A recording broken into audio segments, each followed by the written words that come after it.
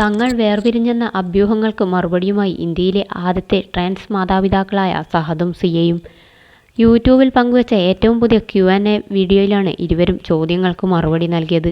സഹദ് എവിടെ, നിങ്ങൾ വേർപിരിഞ്ഞോ എന്നൊക്കെ പലരും ചോദിക്കുന്നുണ്ട്. ഇതൊന്നും അധിക ദൂരം പോകില്ല, നിങ്ങളൊക്കെ പെട്ടെന്ന് പിരിയും എന്ന് പലരും പറഞ്ഞു.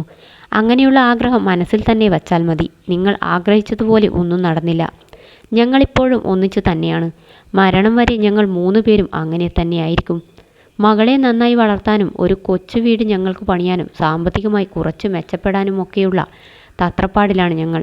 അതിൻ്റെ ഭാഗമായി ജോലി തേടി ദുബായിലും റഷ്യയിലും ചെന്നൈയിലുമൊക്കെ പോയിരിക്കുകയായിരുന്നു സഹദ്. 2 ദിവസം മുമ്പ് തിരിച്ചെത്തി. എത്രയൊക്കെ കഷ്ടപ്പെട്ടാലും മകളെ നന്നായി പഠിപ്പിക്കണം, വളർത്തണം എന്നാണ് ഞങ്ങളുടെ ആഗ്രഹം എന്നാണ് സിയ വീഡിയോയിൽ പറയുന്നത്.